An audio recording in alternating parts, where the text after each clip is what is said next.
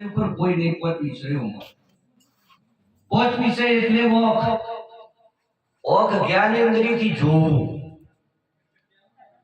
ચાહે મંદિર જોવું, મંદિરમાં મૂર્તિ જોવી, પુસ્તકો જોવો, અક્ષરો જોવો, મહેલ જોવો, ભવન જોવો, બગીચા જોવો, આકાશ જોવો, પાતાળ જોવો, બધું જોવું જોવું અને આપણા બનાયેલા દેવતાઓ નક્કી કરીને જોવા, રૂપો જોવો, એમ જોવું. અને સંતોએ કીધું કે જે ચોબડાની હોય તે દેખાય છે એ નાશવંત છે, આજે નહીં તો કાલે પણ એનો નાશ છે, એ શાશ્વત નથી.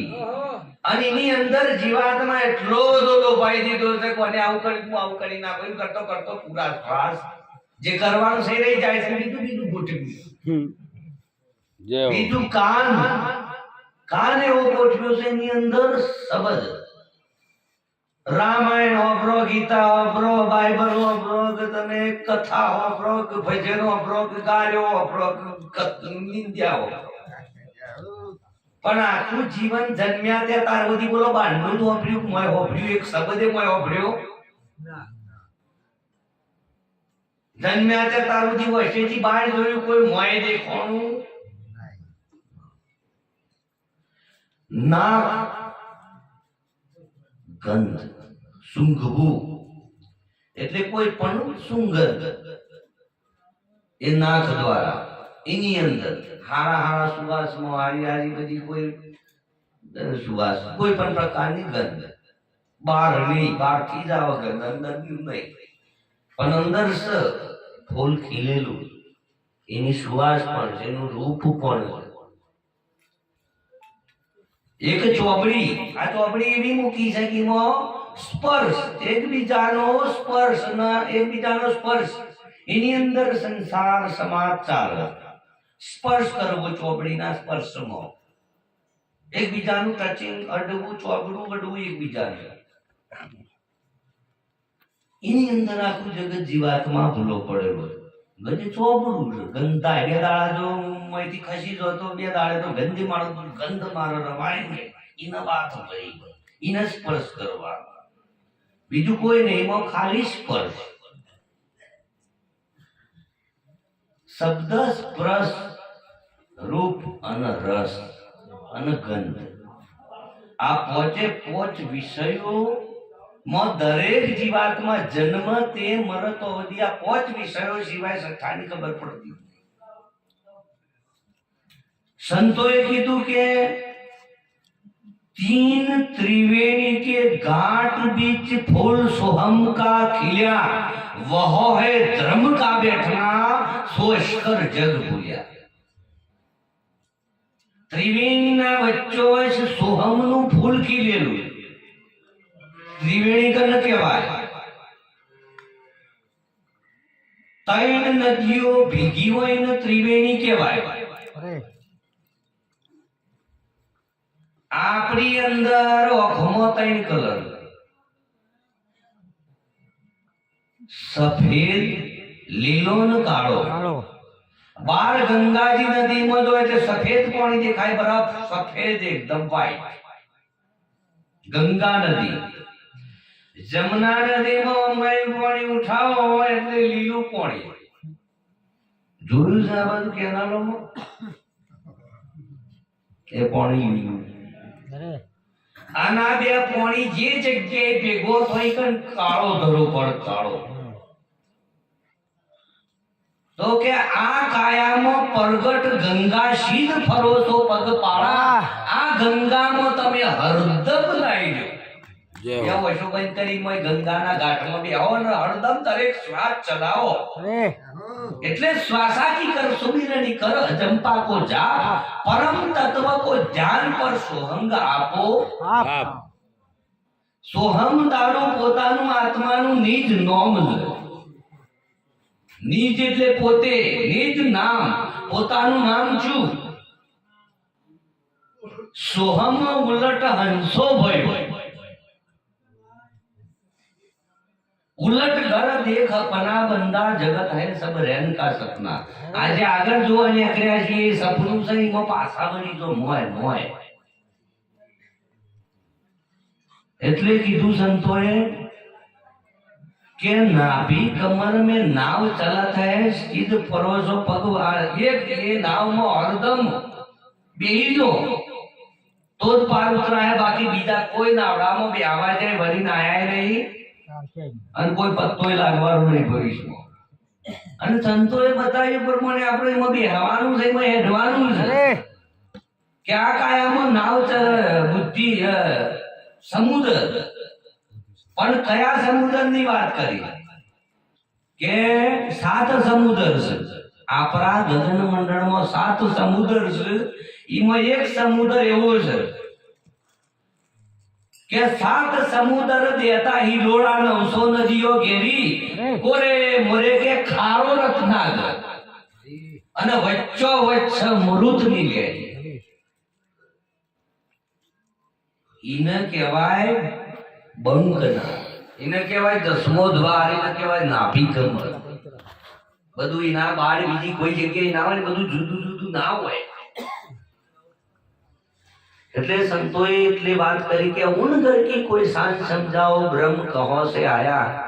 હવે તમે પોતે છો બેઠા છો, પણ ઈ બેઠા છો, તમારું સ્વરૂપ બ્રહ્મ છે, તમે આત્મા છો. તમને કદાચ તમારી ઓળખોને થઈ જાય તો કે આ શરીરમાંથી, આ શરીરમાં છોથી આવ્યો છે આત્મા અને છો જવું, એની ઓળખોણ કરવા માટે, લાઈન ઓળખોણ ચડવા માટે ભજન છે. અને ભજન એટલા માટે કીધું કે ઓઠ કંઠ કશું હલે નહીં, ऐसा સુમિરન હોય. મુખ સે ભજે સો માનવી, મુઠાથી ગમે એટલું કથાઓ ને દેવતાઓનું નામ દે દે કર, પણ એ બધો માનવી જ કહેવાય. મુખ સે ભજે સો માનવી, હૃદય ભજે સો દેવ, કે સુરता से भजे उनको कहिए संत उनकी करिए सेव. जय हो. એટલે આપણું મન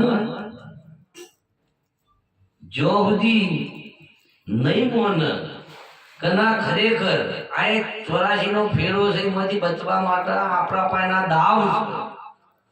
અને ખરેખર આપણે 5 વિષયોમાં ભૂલા પડીશું, તો જે 5 વિષયોમાં ભૂલા પડ્યા છે એ વિષયોને દ્વારે રહી રહેવાના, ઇન્દ્રિયો નહીં રહેવાની, એક સમય એવો આવશે તો જીવ ભટકી જશે. તમે ભટકી જશો એવો શરીર નહીં હોય, હાથમાં ચોર આવું શું કરું, અને બાજી હાથ હશે.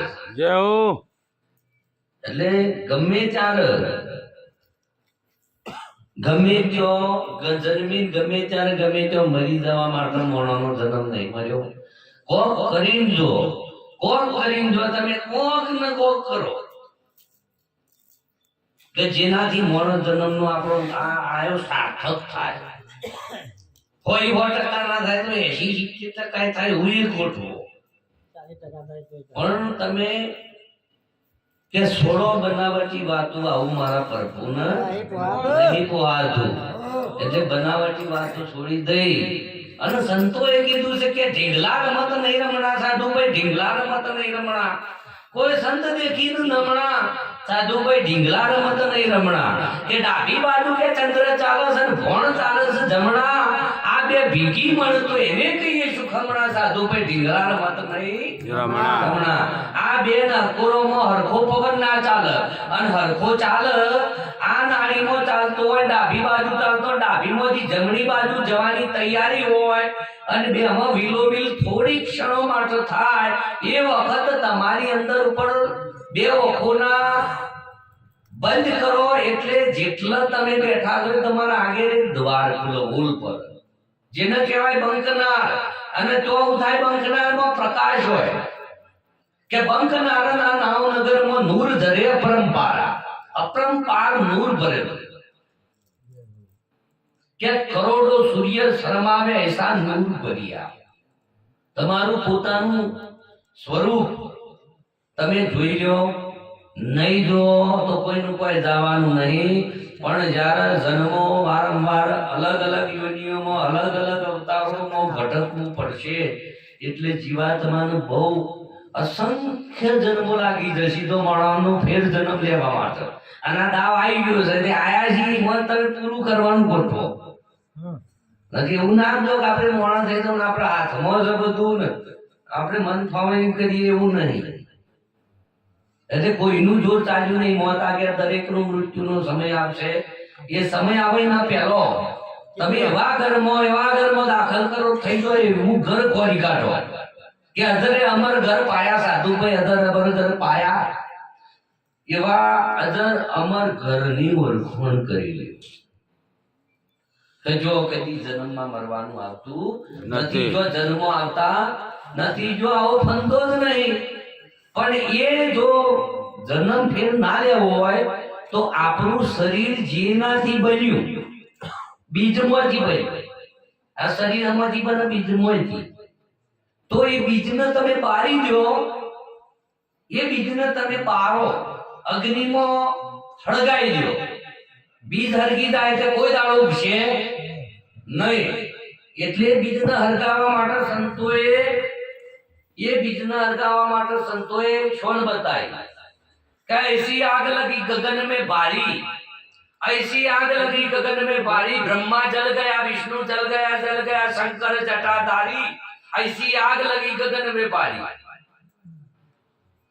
એવી બ્રહ્મ અગ્નિ જાગૃત થાય, શની થાય ભજનની. તાણે બીજ બરન પછી ઉગવાનું હતું નહીં ને 84 ના આવે. જેમ આપણે પાસે નિયમ જાતા નો અમૃત ગુના જો તો બધા વિનાય નો મથી આ પેદા થયું નો ઓમ થયું એવું બાર એમ કે આપણ મોય આ દેખાય છે રૂપ ગુણ નો બાજ